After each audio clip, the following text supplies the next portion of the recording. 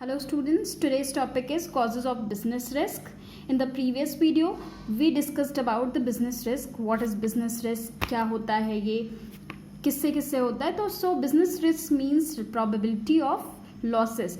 Losses की probability को हम बिजनेस रिस्क कहते हैं. तो बिजनेस को किन चीज़ों से रिस्क होता है? तो बिजनेस को दो चीज़ों से रिस्क है. नंबर वन नेचुरल कैलामिटीज़ और natural causes. Number two human causes. Natural causes क्या है?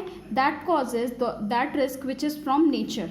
नेचर से जो हमें रिस्क होता है वो नेचुरल कॉज होता है, और ह्यूमन से जो रिस्क होता है वो ह्यूमन कॉज होता है. Okay, so nature is an independent phenomenon and human beings have no control over it. Natural calamities like earthquake, flood, drought, famine, etc. affect a business a lot and can result a heavy loss. Natural causes पे हमारा कोई control नहीं है, जैसे कि earthquake आ जाए या बाढ़ आ जाए, फ्लड आ जाए या सूखा पड़ जाए, मतलब ये सारी चीज़ों पे हमारा बिजनेस का कोई कंट्रोल नहीं होता और इससे हैवी लॉस होता है. The natural causes are of such type of uncertain factor that human being can not make an preparation against.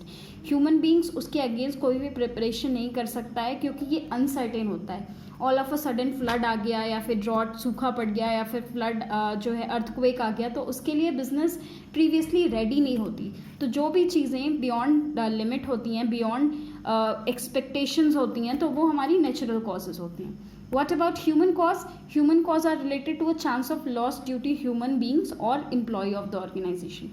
जब एक बिजनेस में या तो ह्यूमन बींग से या फिर उसके एम्प्लॉयज से कोई प्रॉब्लम होती है, उससे रिस्क होता है, तो उसको हम ह्यूमन कॉज बोलते हैं. Like as dishonesty of employees can bring heavy loss in the business.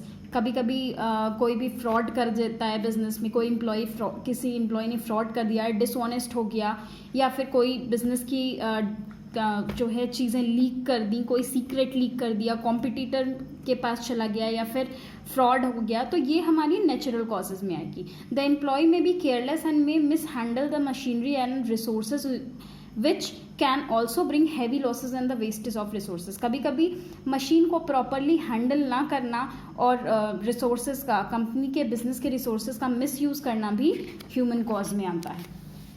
Next topic next is economic cause.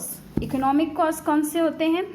Economic causes are related to a chance of loss due to change in the market condition. जब market की condition में changes होते हैं तो उसकी वजह से जो रिस्क होता है या जो भी होता है, प्रॉब्लम होती है, तो उसको हम इकोनॉमिक कॉज कहते हैं. There can be a price fluctuation in the market, there can be change in the fashion, taste और preferences and demands of the customer.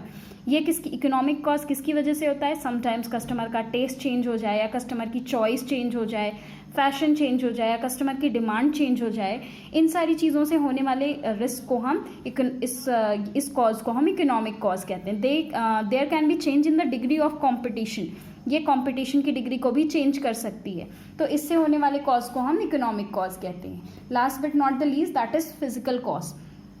All the causes which result in the damage of assets are considered as physical cause. For example, change in technology may results of machinery brings outdated use of old technology. Mechanical defects may also result in the damage of assets such as bursting of boiler, accident of an employee, etc. Physical cause क्या होते हैं? जिससे हमारी assets में problem आती है या फिर जिससे हमारी एसेट में दिक्कत होती है, उसका कुछ फिजिकल बॉडी डिस्ट्रॉय होती है, तो उसको हम फिजिकल कॉज कहते हैं. जैसे आउटडेटेड टेक्नोलॉजी अगर हम यूज़ कर रहे हैं, या फिर आउटडेटेड मशीन्स यूज़ कर रहे हैं, या फिर आउटडेटेड एसेट यूज़ कर रहे हैं, या बॉयलर्स फट जाना, या फिर एम्प्लॉय का एक्सीडेंट हो जाना, these are the examples of physical cause. Basically physical object से रिलेट यहाँ किया गया है, जहाँ पे हमने क्या देखा कि जो भी फिजिकल एसेट्स में जो है डैमेज होता है, तो उसको उससे होने वाले रिस्क को हम फिजिकल कॉज कहते हैं. There are the 4 causes of business risk. One is economic cause, natural cause, human cause and physical cause. Okay, so next point is type of business risk. business risk में के कितने types होते हैं? There are 4 types of business risk. One is insurable, other one is insurable, number 3 is speculative, and number 4 is pure risk. So number 1, insurable risk. That risk which can be recoverable by the insurance company is known as insurable risk. जो भी insurable risk वो risk होते हैं जिनको insurance company cope up करती है, cover up करती है. These losses which can be made good or losses which company get compensation from insurance company are called insurable risk. जिससे हमें क्या मिलता है, इंश्योरेंस कंपनी से कॉम्पनसेशन मिलता है जिस रिस्क के लिए, उसको हम इंश्योरेबल रिस्क कहते हैं. मीन्स जिस रिस्क का हमने इंश्योरेंस करा लिया वो हमारे लिए इंश्योरेबल है. Next, non insurable risk. Non insurable risk, though the risk on which no protection is available is called non insurable risk. जिसके लिए कोई प्रोटेक्शन नहीं होता. Generally the economic risk and human risk are non insurable risk. जिनका insurance नहीं हुआ है, जिन risk का इंश्योरेंस नहीं हुआ है, उसको हम नॉन इंश्योरेबल रिस्क कहते हैं. Okay. Speculative risk. Speculative risk involve both the probability of profit as well as loss. Means जिस स्पेक्यूलेटिव रिस्क बेसिकली स्पेक्यूलेशन से रिलेटेड होता है, मतलब जिसमें चांसेस होते हैं प्रॉफिट के भी और लॉस के भी. There is a 50-50 chances of profit and loss, जहाँ पे हम ये नहीं कह सकते कि या पूरी तरीके से प्रॉफिट होगा या पूरी तरीके से लॉस होगा. Like as change in demand और change in price, change in fashion. Fashion change होगा तो फिर हम ये नहीं कह सकते कि फैशन चेंज होने से हमारा जो है मार्केट में जो डिमांड होगी वो बढ़ेगी या कम होगी. तो ये हमारी क्या होती है, स्पेक्यूलेटिव, जहाँ पे प्रोबेबिलिटी क्या होती है, पॉसिबिलिटी, प्रॉफिट की भी पॉसिबिलिटी होती है और लॉस की भी पॉसिबिलिटी होती है.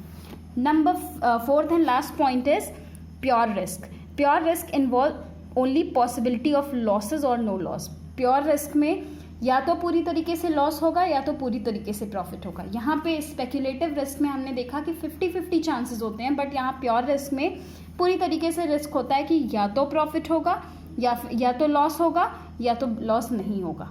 Okay. There occurrence results in loss और no occurrence means of loss and no occurrence means no loss. Means यहाँ पे लॉस हो सकता है और लॉस नहीं भी हो सकता है. Example, chances of fire, chances of theft, strike etcetera. जैसे हमने कोई बिजनेस स्टार्ट किया तो हम ये मानते हैं या तो चोरी हो सकती है या तो चोरी नहीं हो सकती है. There is a chances of loss और no loss. Okay. That is why it is called pure risk. And speculative risk में 50-50 चांसेस होते हैं. That is the basic difference between speculative risk and pure risk. So we have done this chapter and here's a quick revision or glossary you can say. तो आप इसको एक बार पढ़ लीजिएगा. इसमें जो भी डाउट्स होंगे we'll discuss in group. And here is a normal chart of the whole book, whole first chapter. So you can read it, and if there is any problem, then ask me. Okay. Here are the case studies which are given in back. Here are the case studies and what's higher order thinking skills. The question is given to you. You must read, and if there is any problem, you have contact me. Okay. Thank you.